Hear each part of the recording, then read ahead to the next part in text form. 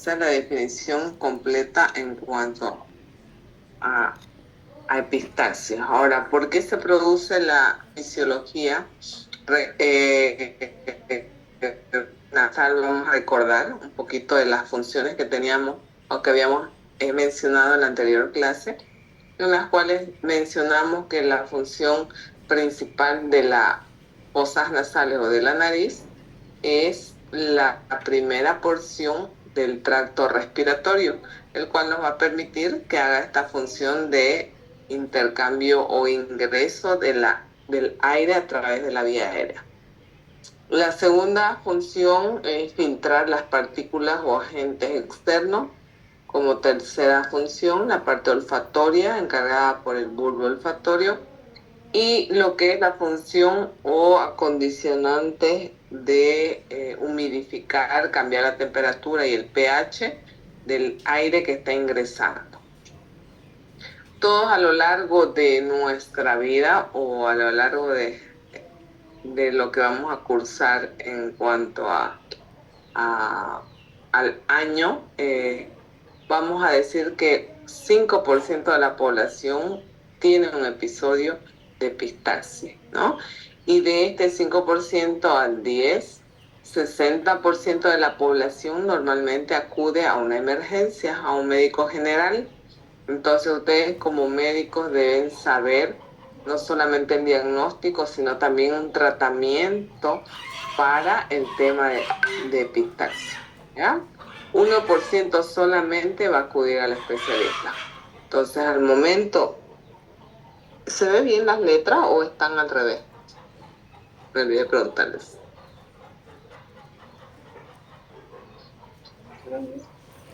Ok. Entonces, 1% nomás va a necesitar acudir a lo que es el otorrino. Por lo tanto, nosotros debemos recordar un poquito y ver cómo vamos a tratar y medicar a este tipo de pacientes. Sobre todo en pacientes que tienen mayor incidencia, mayores de 10 años y menores de 50, ¿no? Son los rangos que normalmente acuden o que tienen este sangrado. La dificultad terapéutica es una de las causas al momento de diagnosticarlo, porque no se olviden que la irrigación de la fosa nasal anterior es muy diferente a la posterior. Entonces vamos a recordar igual en estas diapositivas un poco de lo que es la irrigación a nivel de las fosas nasales. Dijimos que toda epistaxis anterior está dada por el plexo de Kieselbach. ¿Qué es el plexo de Kieselbach? Es el conglomerado y prácticamente final de la irrigación que tiene o que da nuestra carótida externa. La carótida externa va a dar ramas como la facial y la maxilar interna. La facial va a dar la labial superior y la maxilar interna va a dar la palatina y la esfenopalatina. Dentro de la esfenopalatina va a dar ramitas septales y turbinales. Las septales van al medio y las turbinales van en la cara lateral, ¿ya? Finalizando todas las ramas que ustedes ven acá, va a formar el plexo de Kieselbach. Entonces son ramas terminales de la carótida externa. Este plexo de Kieselbach es el principal agente etiológico del sangrado anterior. Entonces, cuando exista un sangrado anterior, nosotros vamos a sospechar que sea del plexo de Kieselbach. La etiología en niños, que es la más frecuente, porque el niño constantemente tiene procesos irritativos, inflamatorios de nariz, fosas nasales, o por último se hurga la nariz con cuerpos extraños provocando lesión.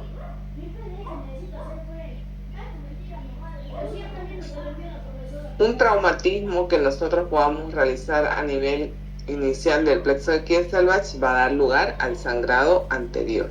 Entonces, que es frecuente en los niños también. Y también el hecho de que el paciente tenga una una masa tumoral, aumento de las adenoides o un cuerpo extraño en la parte anterior puede llegar a lograr que exista un sangrado, ¿ya? Esto es sobre todo en los niños, ya que en los adultos es un poco distinta la etiología o las causas. En los adultos la causa de mayor frecuencia son las enfermedades que tenga el paciente, por ejemplo, la más común, la hipertensión arterial. Esta va a ser que los plexos de Kieselbach hagan una explosión por la alta presión que ejercen las paredes de ese plexo, que no están regularmente acostumbrados a recibir. Entonces, si nuestro paciente está con una crisis hipertensiva, llega a la emergencia y aparte tiene un sangrado o una epistaxis, vamos a ir a tratar la enfermedad de base. Obviamente vamos a evitar que siga el sangrado y todo esto que conlleva a los cuidados y a la anamnesis y hacer el examen físico de nuestro paciente. Sin embargo, hay que tratar de disminuir esa presión para que no vuelva a ejercer un sangrado activo. También las enfermedades endócrinas, por ejemplo en el embarazo o pacientes con diabetes que pueden llegar a cursar con este tipo de lesiones, ¿no? O de enfermedades. En el adulto también, aparte de las enfermedades que ya mencionamos, puede ser otro tipo de causas locales o causas periféricas. Dentro de las locales están las úlceras o perforación del septum nasal, ya sea por cirugía, por parásitos, por alguna enfermedad, colagenosis, alguna sustancia de inhalación fuerte o drogas. Cuerpos extraños que pueden lesionar también y provocar sangrado, y masas tumorales en el septum de lo que es el lado o la curvatura del tabique nasal del paciente, ¿no? Esto puede ser masas tumorales o las adenoides que se encuentran un poco inflamadas y aumentadas de tamaño. En cuanto a las edades, el traumatismo ya dijimos que vendría a ser tanto en niños como en adultos una de las causas, ¿no? Sin embargo, lesiones o fracturas que puedan comprometer y que sean una LEFOR-3 compromete ya estructuras o arterias un poco más de grueso calibre, como es el caso de la esfenopalatina o también el caso de las etmoidales anteriores, ¿ya? Otro tipo de causas locales que puedan hacer un sangrado o una epistaxis está cuando el paciente sufre rinorrea, sufre una alergia o una inflamación de los senos, puede estar asociada. El hecho de hurgarse o apretarse la nariz digitalmente puede sangrar. Cuerpos extraños de todo tipo, ya habíamos mencionado que sí, los pólipos o neoplasia, irritantes como el humo, el cigarrillo, el traumatismo, medicamentos como son los corticoides, la rinitis alérgica, desvío del septum. Este desvío va a provocar que el paciente mueva constantemente su tabique nasal y pueda provocar un sangrado, malformaciones vasculares hiperlocales y sistémicas por enfermedades, ¿no?, generales de la sangre o por leucemias, hipertensión arterial, que puedan provocar también un sangrado del plexo de Kieselbach.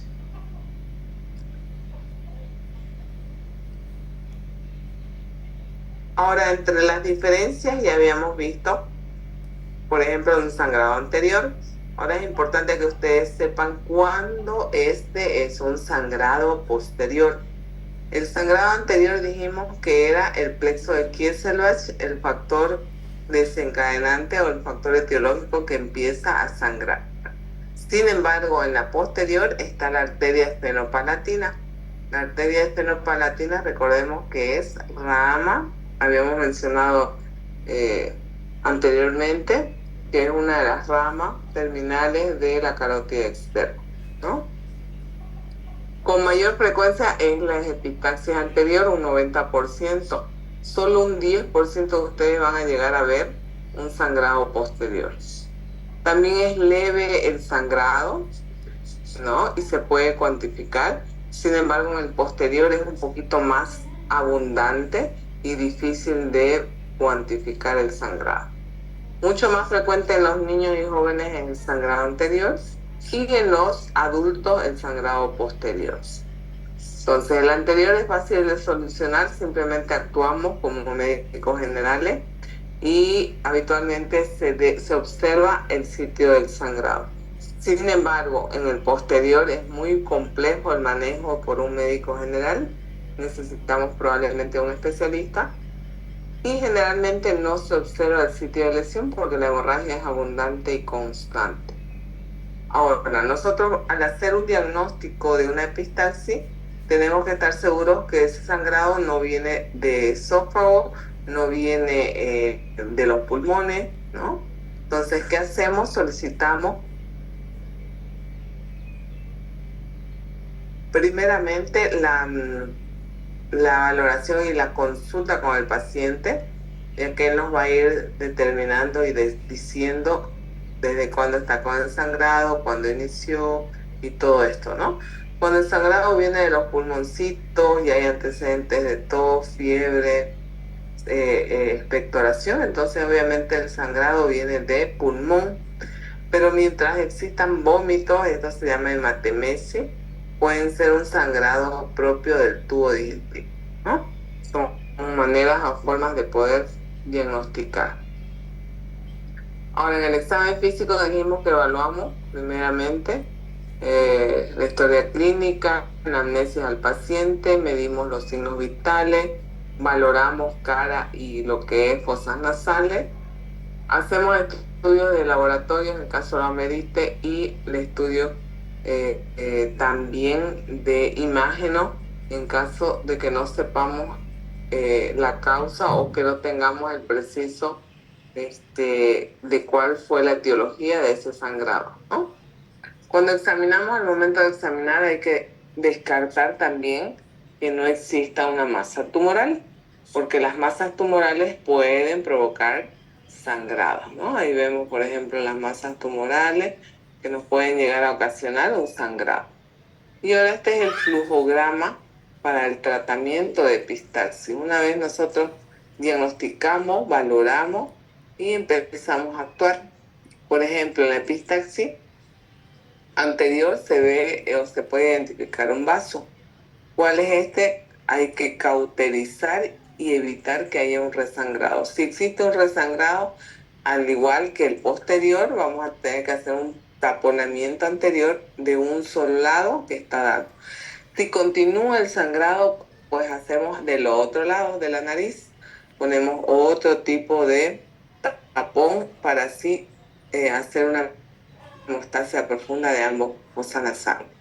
Si persiste el sangrado después de las fosas nasales, pasamos al siguiente, que es hospitalizar al paciente, ver la clínica, empezar a medicar, ¿no?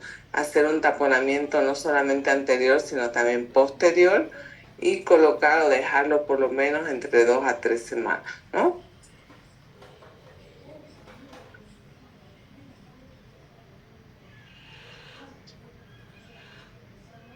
Ahora, este tratamiento de la epistaxis, nosotros podemos hacerlo de forma inmediata o en forma tardía, ¿no? Si el paciente tiene antecedentes y no ha tenido sangrado activo. El hecho de hacer un tratamiento local, utilizamos cauterizaciones, utilizamos vendas con gasita, ¿no? Hacemos una compresión, taponeamos y hacemos cauterización con nitrato de plata y el taponamiento debe hacerse anterior o posterior en el caso que continúe, ¿no? El sangrado. Los tratamientos regionales son un poco más complejos y esto ya para un especialista en el cual necesita no solamente la parte clínica, sino necesita ser embolizada la parte arterial del sitio de la zona que está el sangrado, hacer una ligadura que vendría a ser también una opción, reseccionar el tabique nasal en cuanto el sangrado continúa y no mejora, ¿no?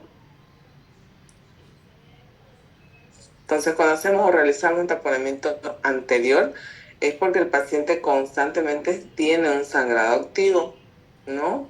Colocamos o tratamos de hacer hemostasia al paciente, tratamos o evitamos de que existan,